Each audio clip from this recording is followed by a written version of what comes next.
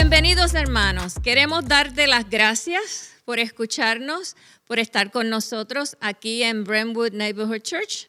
Mi nombre es Sorlín y nos estamos preparando para la Cuaresma. Queremos orar por ti, queremos que dejes que el Espíritu de Dios te hable. Oramos. Señor, te damos gracias. Gracias por la oportunidad que tú nos das de amarnos. Gracias por el regalo que tú nos das de tu salvación. Gracias, Señor, porque tú nos escuchas todos los días, cada momento. No necesitamos una tercera persona porque podemos ir directamente a ti a hablar. Gracias, Señor, por las bendiciones. Gracias porque tú provees cada momento. Gracias por nuestra familia. Gracias por este día, Señor, porque a veces no somos agradecidos. Señor, te amamos, te necesitamos. En el nombre de Jesús, amén y amén. Quédese con nosotros y disfrute de estas alabanzas.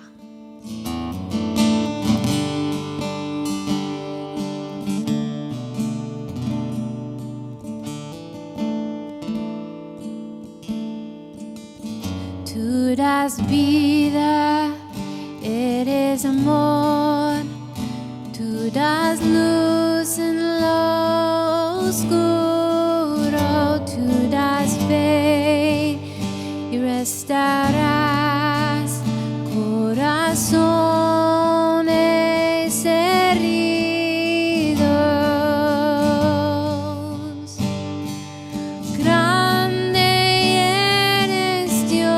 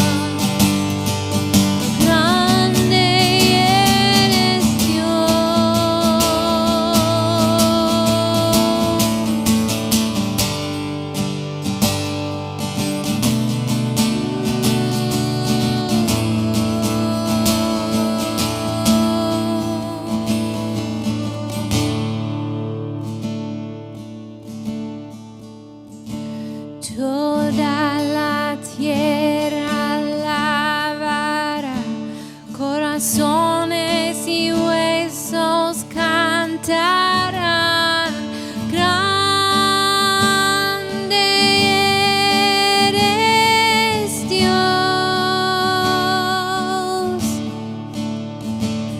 Toda la tierra alabará, corazones y huesos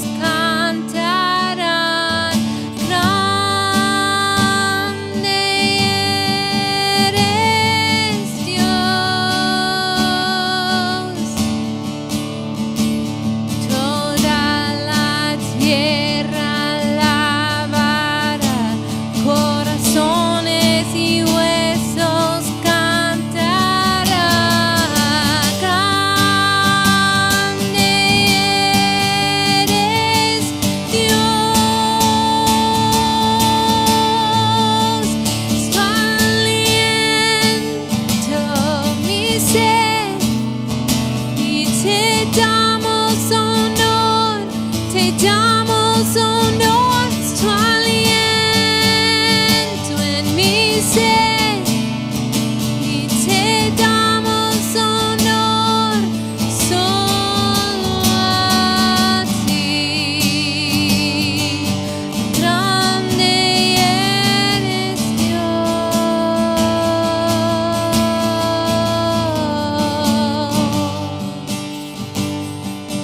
Grande eres Dios.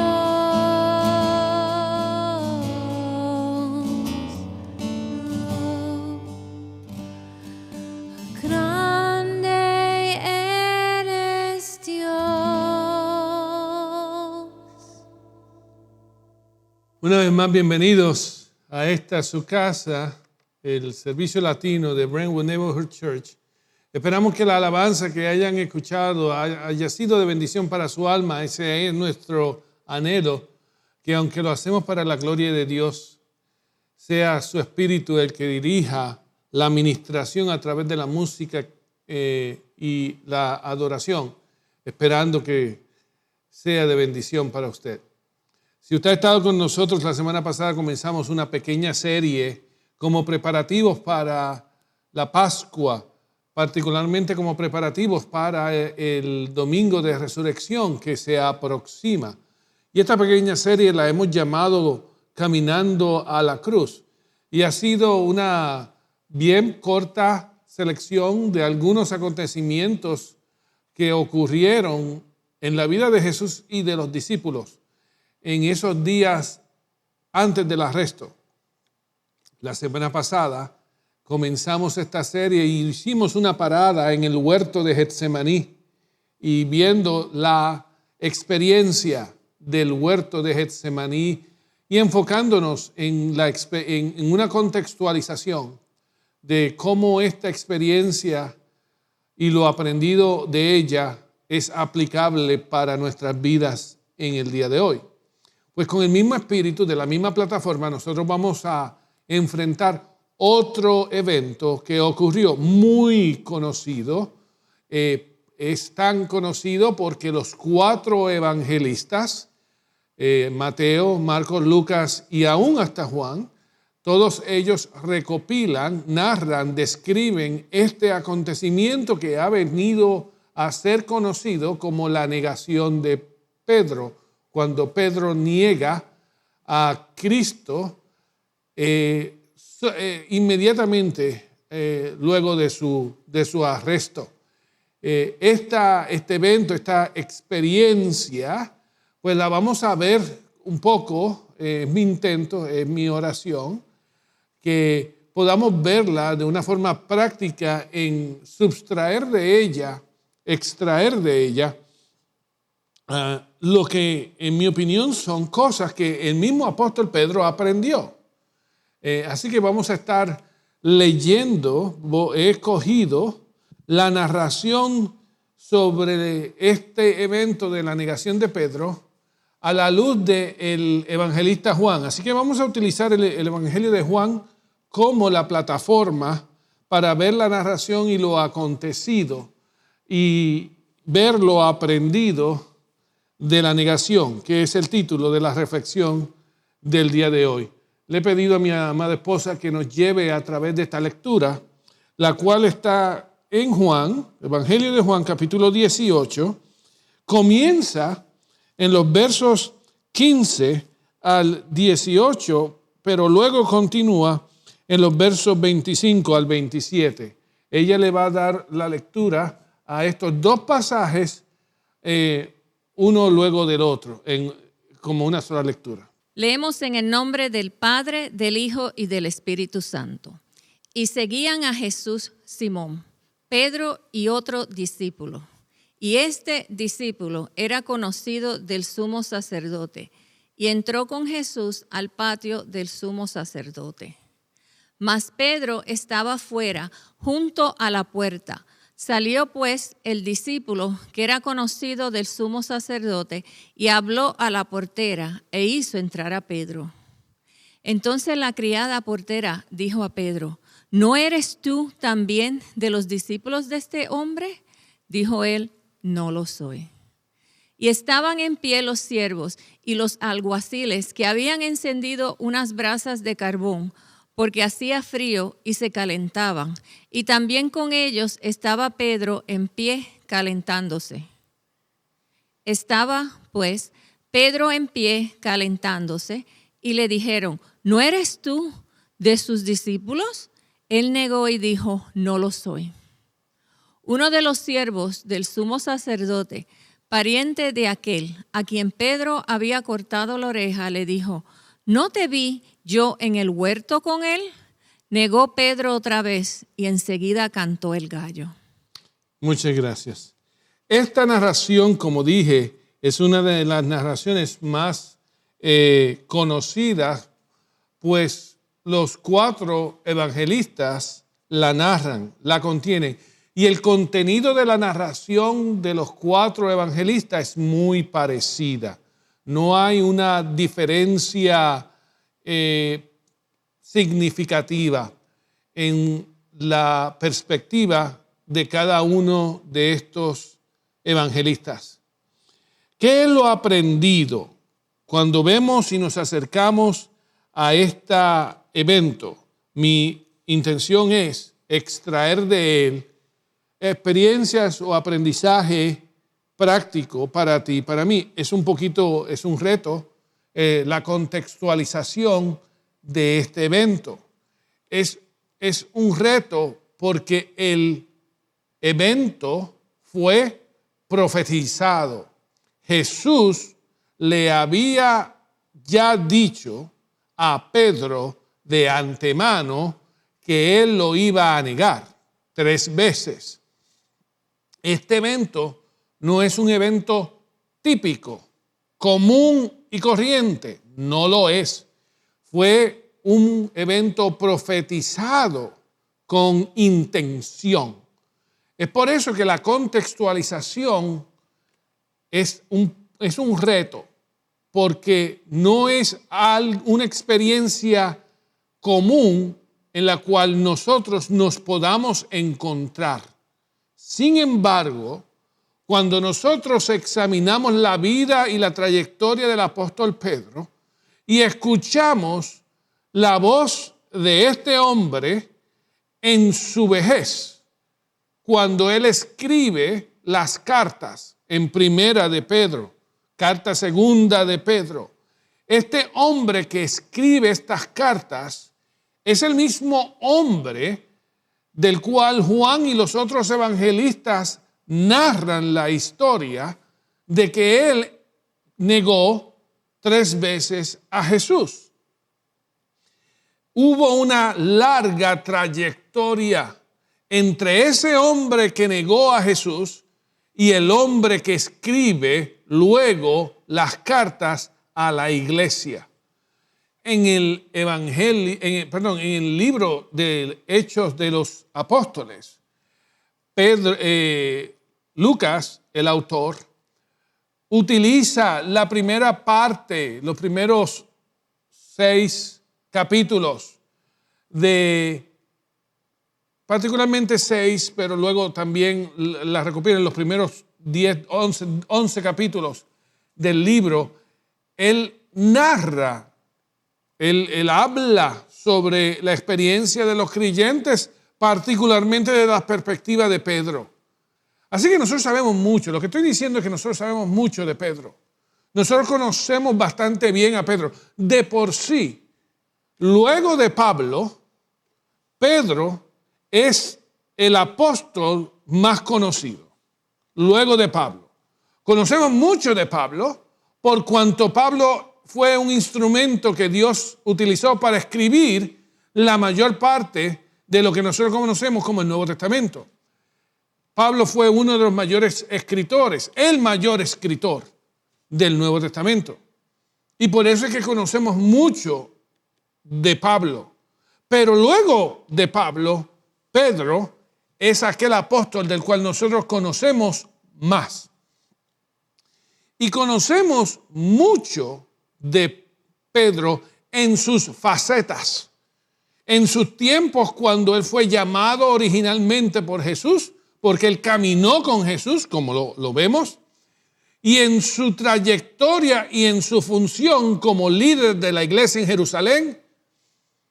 Y luego entonces escuchamos la voz de un hombre de Dios adulto, anciano, dando su sabiduría, enseñando en base a su sabiduría y a su aprendizaje a través de su jornada como hombre de Dios.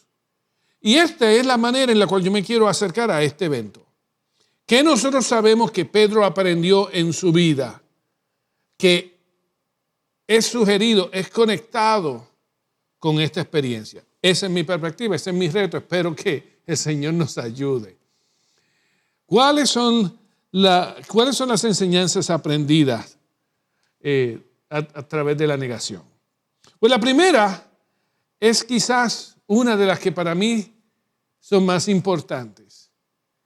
Yo la llamo que él aprendió que el amor es lo único que Dios demanda. En otras palabras, lo único que Dios demanda de nosotros es que lo amemos. Es que aprendamos a amarlo. Amor es lo único que Dios demanda. Es interesante que a la luz de la Escritura nosotros hemos aprendido a conocer eso que se llama la ley. En el Antiguo Testamento y en el Nuevo Testamento se habla sobre la ley. Y nosotros, aquellos de nosotros que estamos familiarizados con el contexto bíblico, cuando se menciona la ley, pues entendemos, tenemos un conocimiento generalizado de los preceptos, mandamientos que a través de la formación del pueblo de Israel, Dios le dio al pueblo. La ley no es solamente los 10 mandamientos. La ley es un grupo de preceptos y mandamientos de por sí.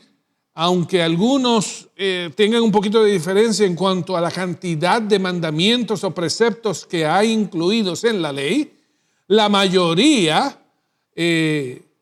acuerda que al menos aproximadamente hay 613 preceptos o mandamientos. Algunos ponen un poco más, algunos un poco menos.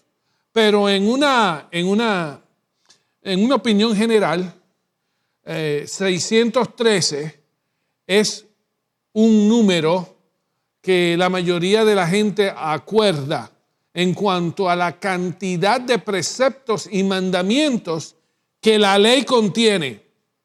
Si usted recuerda, hubo un momento donde los fariseos, con el intento de probar erróneo a Jesús, de encontrarlo erróneo, de atraparlo, ellos le hicieron una pregunta pública a Jesús, diciéndole a él, dime cuál es el mandamiento más importante. En otras palabras, dentro de la ley, que hay 613 preceptos y mandamientos, ellos lo cuestionan y le preguntan, le demandan, con intención de atraparlo, y le dicen, ¿cuál de todos es el más importante? Jesús, en ese momento, él utiliza lo que se conoce en la ley y por el pueblo judío, el Shema. Eso es una palabra hebrea, Shema, que es encontrado en Deuteronomio capítulo 6, los versos 5 y 6, donde en la ley dice Jehová a su pueblo, yo soy Jehová tu Dios, y tú amarás a tu Dios con todo tu corazón, con toda tu alma, con toda tu mente y con todas tus fuerzas. Ese ha sido reconocido a través de la tradición judía como el principal y más importante mandamiento, del cual todo lo demás fluye. Jesús utilizó ese y lo llamó y le dijo a la audiencia en ese momento, a los líderes religiosos de su tiempo, si tú quieres saber en qué toda la ley se resume en este mandamiento. Ama a tu Dios con todo tu corazón, con toda tu alma y con toda tu mente. Y Jesús añadió, y él dijo, y el segundo es similar, y ama a tu prójimo como a ti mismo. El amor es lo que Dios demanda de nosotros. Esto es una verdad. Esto es una verdad que Dios ha intentado comunicarse con nosotros una y otra vez. Pero ¿cómo esta enseñanza sale a la luz de esta experiencia de la negación de Pedro?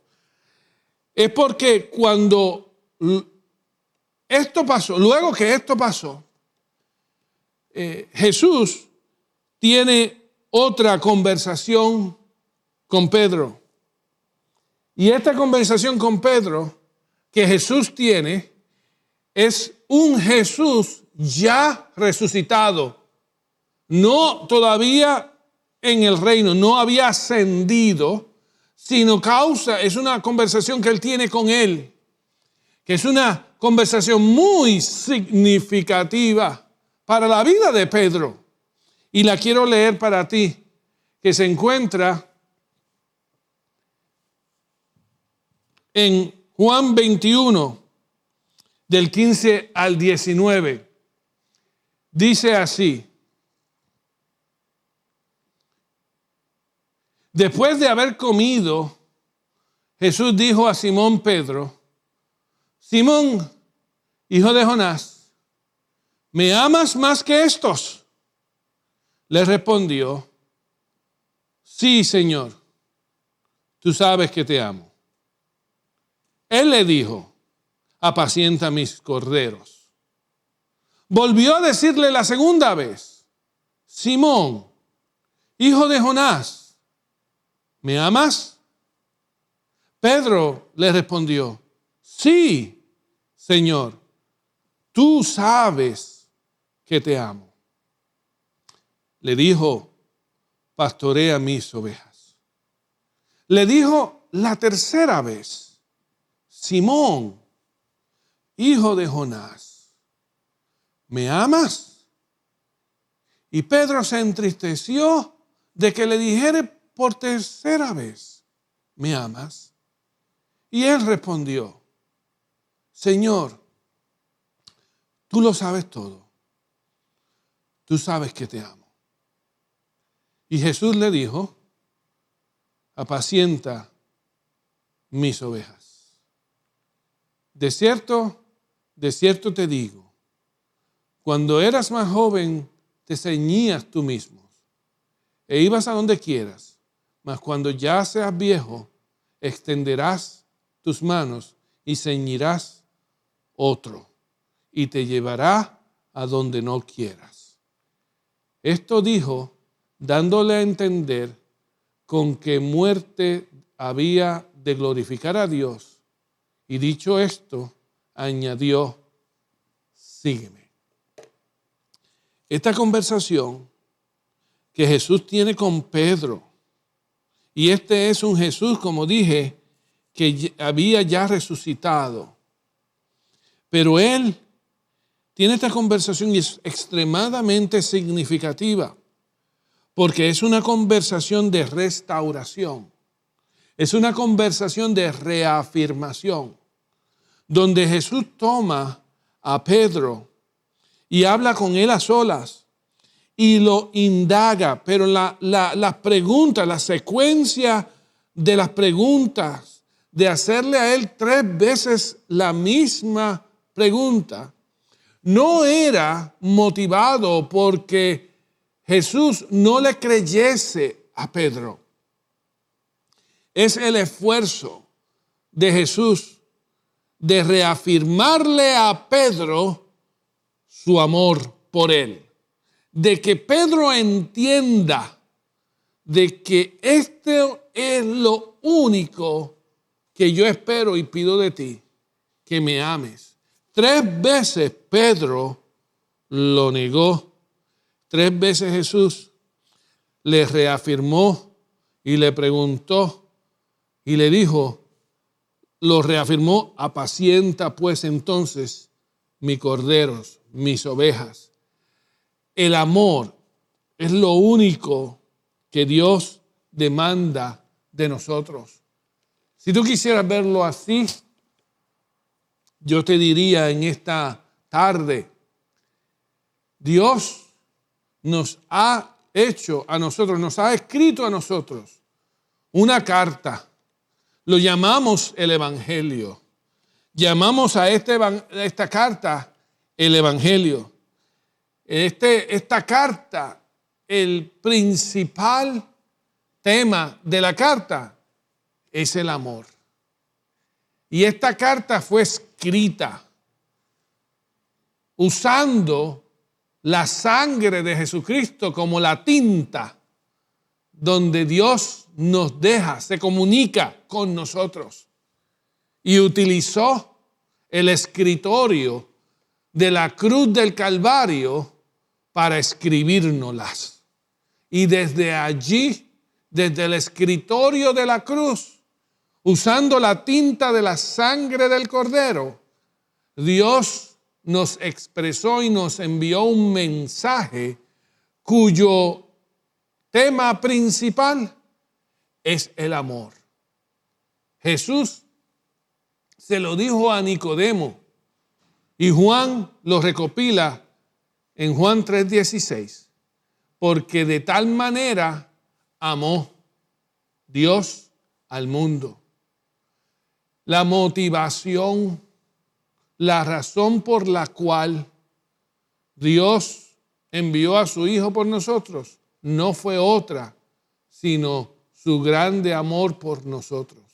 Y es precisamente por esto que este gran Dios de amor, el cual Dios es amor, también de la misma manera Él nos pide y nos demanda y nos llama y nos reta a que lo amemos de igual forma como Él nos amó.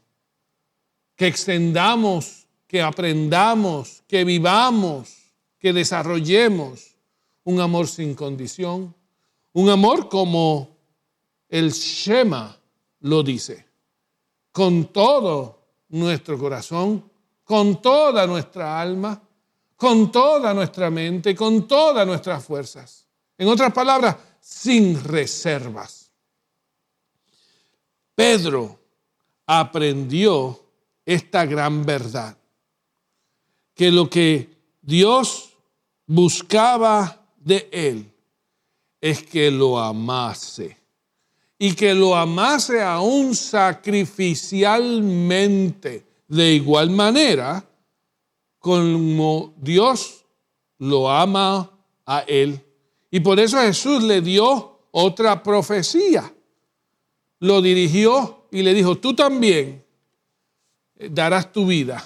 Tú también amarás a otros y aprenderás y te sacrificarás. Por eso Él lo llamó por última vez y le dice a Pedro: sígueme. Ese es el único requerimiento para yo seguir a Jesús. Eso es lo único que se requiere para que nosotros podamos aprender a seguir a Jesús. Es amarlo. Lucas capítulo 9. En Lucas, Jesús se encuentra con unos jóvenes, un joven que desea seguir a Jesús, que le dijo a Jesús: maestro, yo lo dejo todo y te seguiré. Y Jesús le dijo: si tú no odias a tu padre, a tu madre, tus hijos, tus posesiones, aún hasta tu propia vida, tú no eres digno de seguirme. Obviamente, ¿qué es lo que Jesús está diciendo? Jesús no le está diciendo a él que tú tienes que odiar gente. Es lo contrario. Es que tú tienes que amar a Dios sobre todas las cosas. que no puede haber otro amor superior ni aún igual al amor que nosotros le expresemos a Dios. Dios es el único merecedor de todo nuestro amor.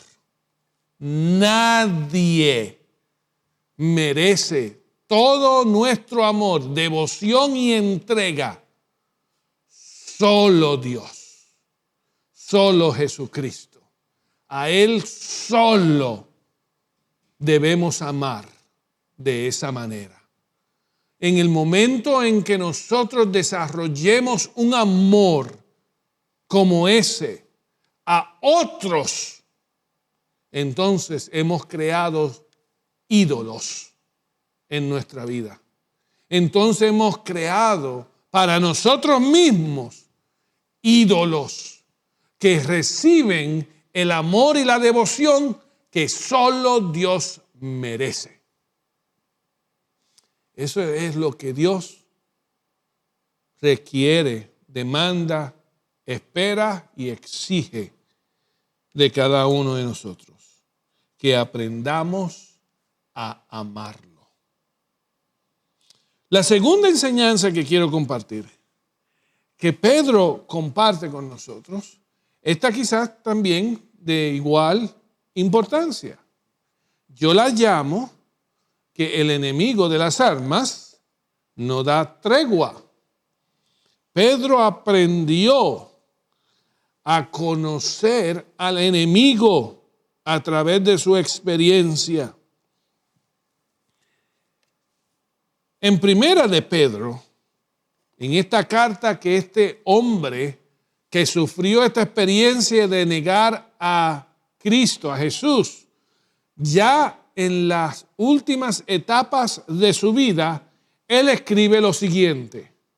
Esto se encuentra en primera de Pedro 5, del 6 al 10. Él dice, y él nos exhorta, humillaos pues bajo la poderosa mano de Dios, para que Él os exalte a su tiempo, echando toda vuestra ansiedad sobre Él, porque Él tiene cuidado de vosotros. Sed sobrios y velad, porque vuestro adversario, el diablo, como león rugiente, anda alrededor buscando a quien devorar, al cual resistid firmes en la fe, sabiendo que los mismos padecimientos se van cumpliendo en vuestros hermanos en todo el mundo. Mas el Dios de toda gracia, que nos llamó a su gloria eterna en Jesucristo, después que hayáis padecido un poco de tiempo, Él mismo os perfeccione, afiance, fortalezca y establezca. Este no es el mismo hombre que negó a Jesús.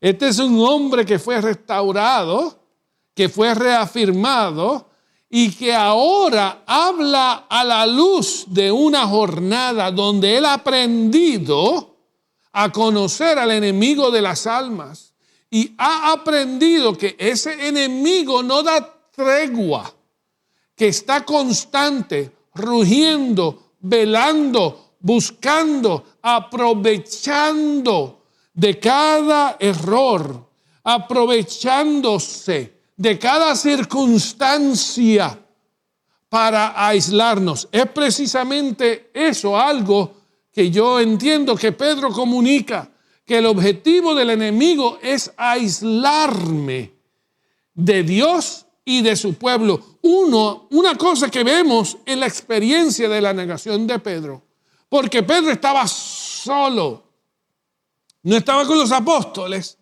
él fue con uno, pero ese uno se fue y él estuvo solo y estaba en una situación de aislamiento. Y en esa situación de aislamiento donde él se sentaba con otros que no eran creyentes, que estaban allí para juzgar a Jesús, con enemigos de Dios, con enemigos de Cristo, él se sentó y estaba aislado. Y él estaba allí con miedo, estaba inseguro. Él estaba viendo la atmósfera, estaba viendo la conducta, estaba viendo la ira, el enojo, la demanda de sangre, el deseo de ese grupo de matar a Jesús. Y él se llenó de miedo. Él estaba asustado. Él estaba inseguro. No se sentía seguro. Y en medio de esa circunstancia, el enemigo aprovechó y lo llevó a momentos donde él cometió errores, donde él cometió faltas, donde él no actuó como debió haber actuado, donde él actuó como no debía actuar, donde él habló como no debía hablar. Y en su error, una gran culpa y una gran vergüenza cayó sobre él. Los 4 evangelistas concluyen la experiencia de Pedro de la negación afirmando que cuando el gallo cantó, él se acordó de lo que Jesús le había profetizado, le había dicho, y lloró amargamente.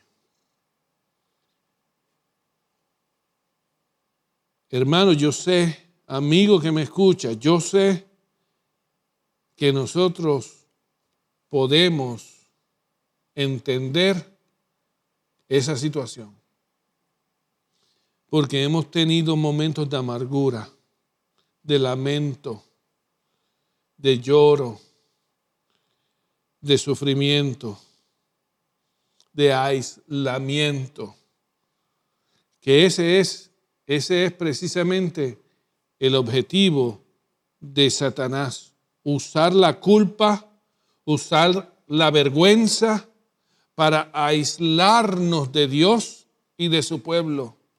Estas 2 armas, culpa y vergüenza, son una de las armas más eficaces del enemigo de las almas para causar que corramos de Dios. En el mismo huerto del Edén, esa fue la primera reacción del hombre cuando se encontró con estos sentimientos de culpa y vergüenza. Allá en la historia de Génesis, capítulo 2 y capítulo 3, cuando Adán y Eva pecaron desobedeciendo y Dios viene a su encuentro y la Escritura dice que sintieron vergüenza y culpa y ellos corrieron de Dios, queriéndose esconderse de Dios.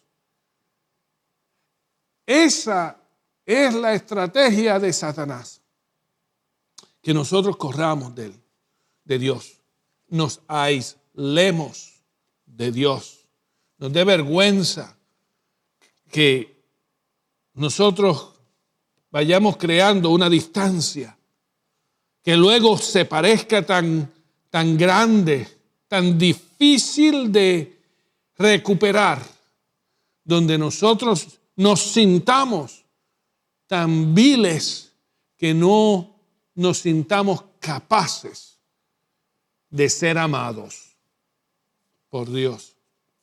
Pedro aprendió esta gran lección. Y Pedro también, conjunto a esto, aprendió que el enemigo también usa los sufrimientos y las aflicciones que nosotros experimentamos en nuestro caminar con Jesús. Pedro entendía, él sabía que nosotros vamos a experimentar aflicción y sufrimiento. Amado, mira, la realidad es esta. La vida está llena de aflicciones y sufrimientos. Algunas de las aflicciones y sufrimientos que nosotros experimentamos es porque estamos en el mundo. Es porque estamos en el mundo, pero no somos del mundo. Y esas aflicciones vienen por causa de que estamos en esta condición. Pero hay otras aflicciones, hay otros sufrimientos que vienen a nuestras vidas por nuestros propios errores, por nuestros propios fracasos, fallas. ¿Y sabes qué? Pedro entendió que Dios no exige perfección, mas nos alienta. Dios más nos alienta a venir a Él en medio de nuestro fracaso. Que vengamos a Él, que nos sintamos amados y que no olvidemos de su amor por nosotros. Este lamento de Pedro, cuando él recordó las palabras de Jesús, luego de haberlo ya negado 3 veces y el gallo cantó. ¿Sabes qué? Esa memoria, ese recordar las palabras de Jesús que Pedro tuvo en ese instante fue causada por Dios. Dios le trajo a la memoria a Pedro lo que Jesús le había dicho, causando en él arrepentimiento. Dios nos llama, Dios busca, nos inspira. Dios quiere darnos la confianza y la seguridad que no vamos a ser reprochados. Esta es una enseñanza que otro gran hombre en la Escritura aprendió de igual manera. A ese es el rey David. Y cuando el rey David fue encontrado, fue confrontado con su adulterio y con su asesinato a Urías, el profeta lo confrontó y luego a solas con Dios escuchamos las palabras de este hombre arrepentido y que reconoce y declara y le dice a Dios: un corazón contrito y humillado tú no rechazas. Dios tiene la intención de que entendamos esa gran verdad, que no importando lo que hagamos, que no importando lo profundo de nuestro fracaso, lo grande de nuestra vergüenza, la carga de nuestra culpa o los muchos errores que hagamos, Dios siempre nos está esperando. Dios está esperando a que regresemos a Él. Esta famosa llamada parábola del hijo pródigo nos enseña eso precisamente. En la vida de aquel joven rico, conocido como el hijo pródigo, que se rebeló, tomó riendas de su propia vida, malgastó su vida viviendo en sus placeres. Y allí, en una condición de culpa y vergüenza, donde la parábola lo describe, que él vivía entre cerdos, alimentando a los cerdos, deseando lo que los cerdos comían. Él vino en sí mismo, esa es la historia, él vino en sí mismo y recordó a su padre, lo cual lo motivó a regresar a su padre. Y su padre, el cual lo estaba esperando en la distancia cuando venía el hijo a él acercándose, este padre corrió al hijo haciendo esa distancia más corta, porque el padre está motivado, el padre está esperando y el padre siempre ha estado ahí haciendo la distancia corta. El enemigo quiere hacernos sentir distantes de Dios, lejos de Dios. abandonados, rechazados y solos. Pero si nosotros realineáramos nuestros ojos y en vez de vernos a nosotros mismos, pusiéramos nuestros ojos en Él, nos diéramos cuenta que Él está a nuestro lado y siempre ha estado ahí, esperando que nosotros nos tornemos a Él. Pedro aprendió una tercera gran lección. Esta yo la llamo, que él aprendió que estamos seguros en la sangre del Cordero, que nosotros estamos seguros en la sangre de Cristo Jesús. Uno de los versos más profundos de esta gran verdad fueron escritos por este hombre que negó a Jesús en 3 ocasiones. Y allá en su carta, siendo anciano, reflexionando en su vida, él comienza su carta diciendo lo siguiente, en 1 de Pedro capítulo 1, versos 1 y 2. Pedro, apóstol de Jesucristo, a los que viven como extranjeros, esparcidos por el Ponto, Galacia, Capadocia, Asia y Bitinia, elegidos según la presciencia de Dios Padre, en santificación del Espíritu para obedecer y ser rociados con la sangre de Jesucristo. Gracias y paz os sean multiplicadas. Esta declaración, esta es una revelación de Dios.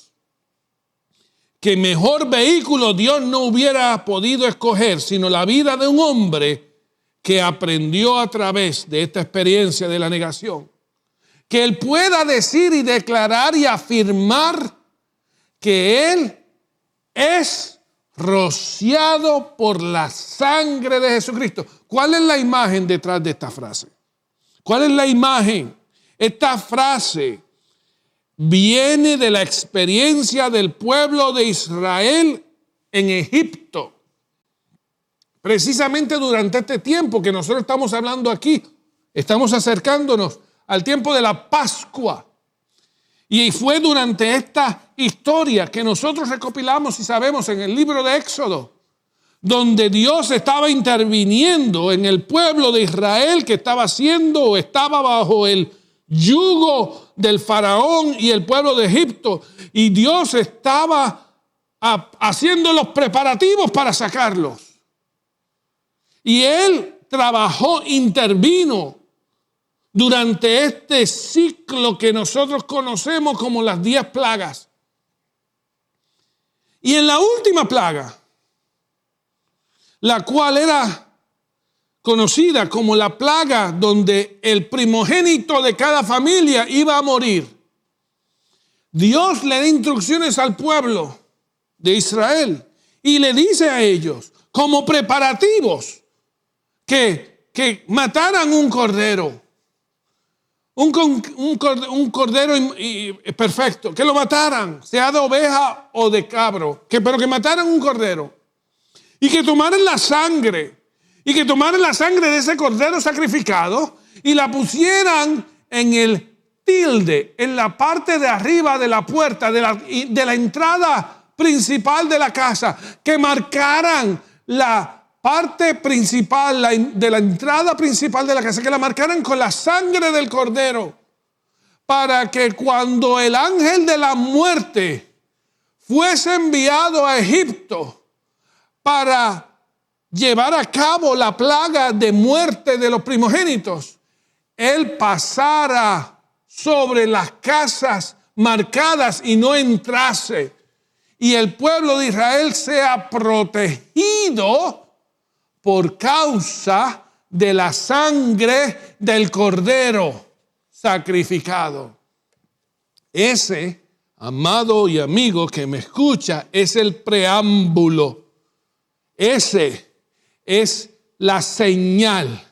Ese evento era un señalamiento a la muerte propiciatoria de Cristo en la cruz del Calvario. Él fue allí como el Cordero de Dios a derramar su sangre para aquellos de nosotros que los cuales pusiéramos nuestra vida en sus manos, estemos rociados por su sangre, protegidos por su sangre, seguros en su sangre, marcados en su sangre.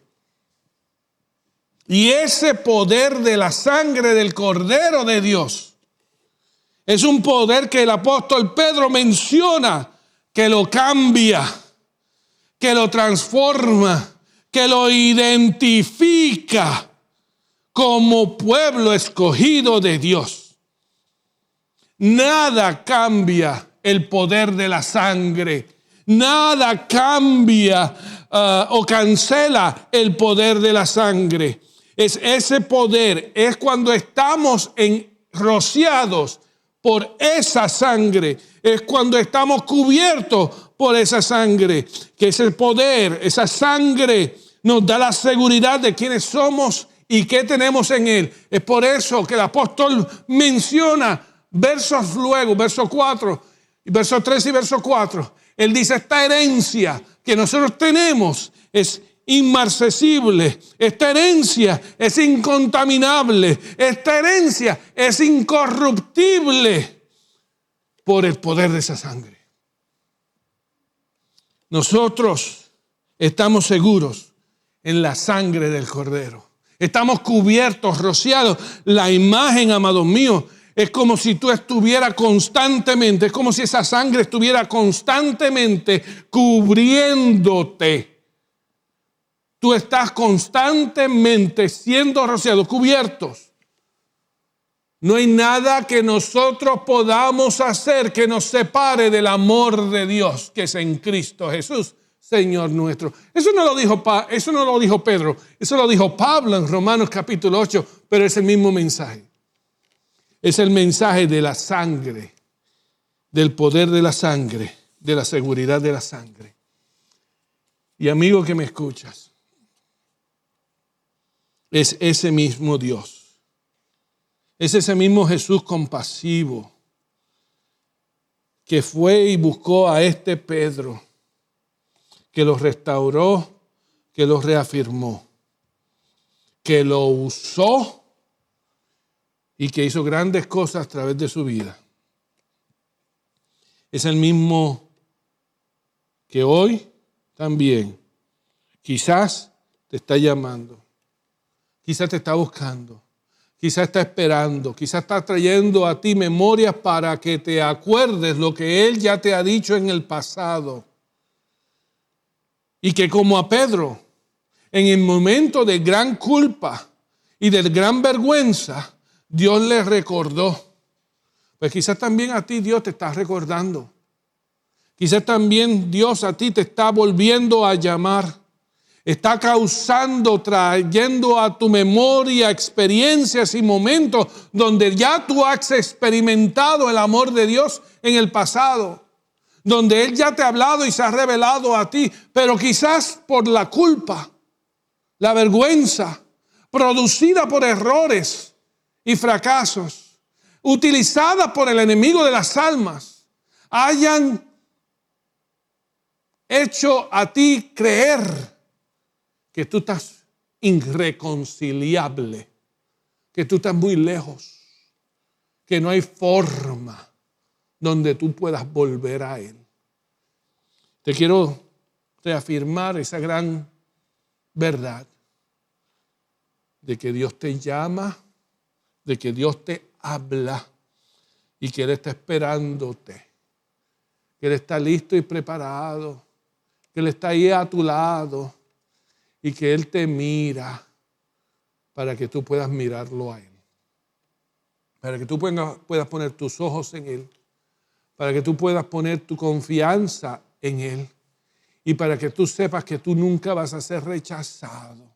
Como David dijo, un corazón contrito y humillado, Él no lo puede despreciar, porque eso es lo único que Dios está esperando de nosotros, que caigamos en sentido, que volvamos a Él y que aprendamos a amarlo. Ese gran amor, esa gran gracia, esa gran misericordia de Dios todavía hoy restaura, cambia vidas, y lo que es imposible para los hombres, para ti y para mí, es posible para Dios. Padre eterno y Dios bueno, te doy gracias por esa sangre.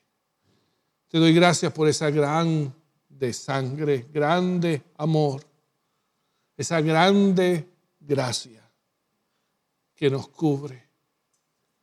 Como el apóstol Pablo ora y dice en la carta de los Efesios: Señor, abre los ojos de nuestro entendimiento para que podamos entender lo profundo, lo ancho, lo alto de tu grande amor. Toca nuestras vidas, sedúcenos y llámanos para que corramos a ti, para que entendamos y respondamos a ese grande amor. Gracias por amarnos aun cuando nosotros no te amábamos, por rescatarnos aun cuando nosotros no te lo pedimos, por buscarnos aun cuando nosotros no nos dábamos cuenta que te necesitábamos. Pero en tu grande amor, tú moriste por nosotros aun cuando nosotros estábamos muertos en nuestros pecados. Te imploro, te ruego y te suplico que tu Espíritu Santo se allegue a cada vida de cada oyente y nos atraiga a ti. Es en el bendito y precioso nombre de Jesús que te doy toda la gloria y toda la honra. Amén y amén. Amado, escucha esta alabanza, que una vez más siempre la hacemos para la gloria de Dios, pero es nuestro deseo que venga a ser también bendición para tu alma. Recibe bendición del cielo.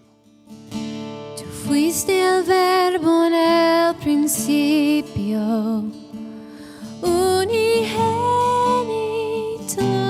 de Dios.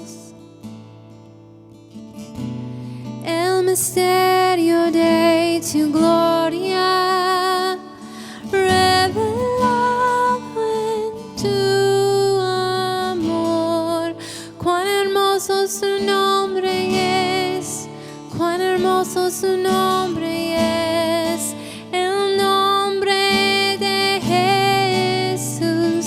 Mire, cuán hermoso su nombre es, nada se iguala a él. Cuán hermoso su nombre.